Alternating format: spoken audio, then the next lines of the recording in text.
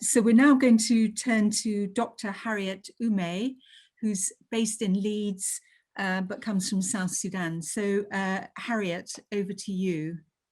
Hello, good morning. I come from South Sudan, from Nimule, that's in Eastern Equatoria region. And I've been in UK for a long time. I'm currently working in Leeds Teaching Hospital at St. James.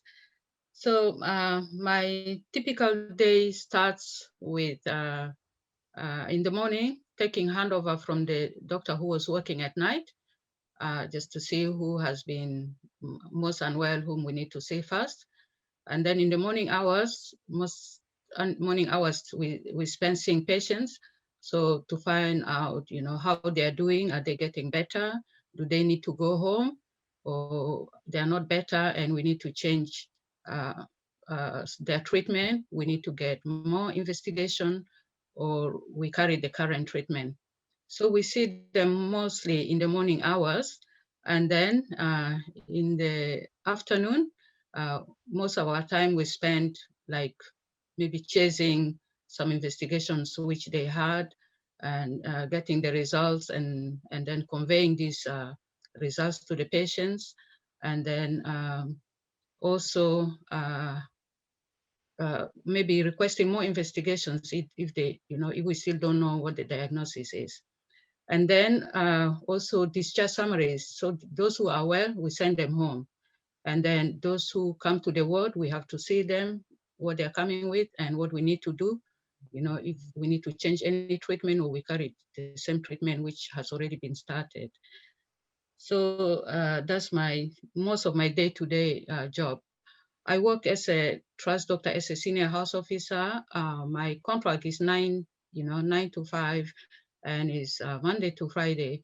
But sometimes I take extra shift. So like I work on call. So when you're on call, you either work in the wards, you cover the wards. That's usually 12 hours work, and you carry a blip. You see patients, mostly you see unwell patients over the weekend, and you carry a blip. So if there is an emergency, it goes off and you have to be there just within, as fast as you can to attend to the emergency. And sometimes it will mean that you have to do, you will be in a team. So the emergency, the crash team, they call it, you have to do a resuscitation. That doesn't happen often, and we want it that way, but sometimes it do happen, and we need to respond to it. And sometimes, and if you work in on call, you also work in the acute medical unit sometimes. So in the acute medical unit, what you do is you see the patients who are coming into the medical ward.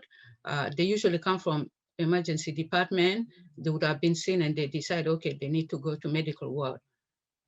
It's medical specialty they're admitted under, or they come directly from general practitioners from the community. So what we do is we see them take the history examination and all the investigations, and we decide, like, do they need to stay in or they need to go home with treatment.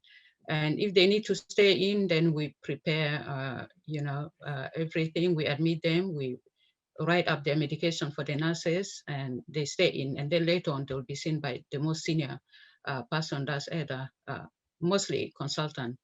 So that's how my day-to-day job is most of the time.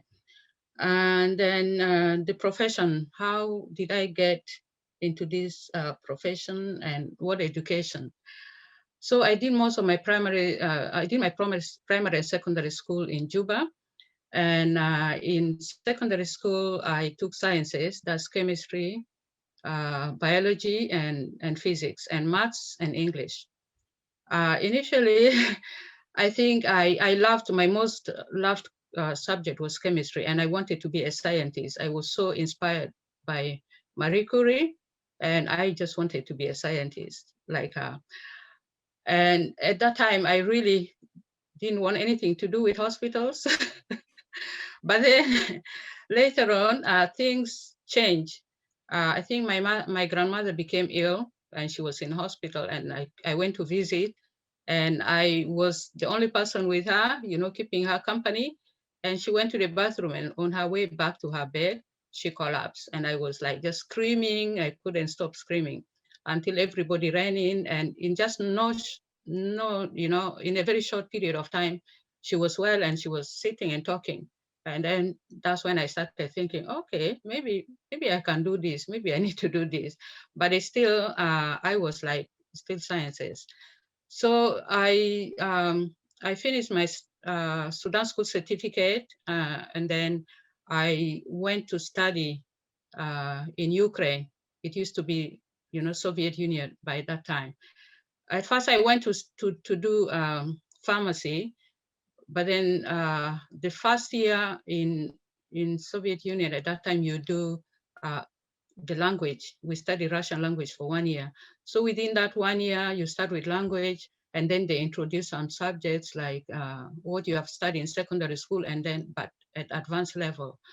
So at that point, then my mind changed, and then also looking back, like we have very few doctors in South Sudan. And then also I find that I like, physiology, like, things like human anatomy more than botany. So I decided, you know what, there is possibility of, changing your course if you want to. So I changed to medicine. So I studied medicine, and over there medicine is 6 years, and it's Monday to Saturday, and it's, like hard work. So you got only 1 day to do everything, your shopping, everything, leisure, everything. And after finishing, unfortunately, everything went smoothly until I finished. And then when I finished, I ended up here in UK because of the situation in South Sudan.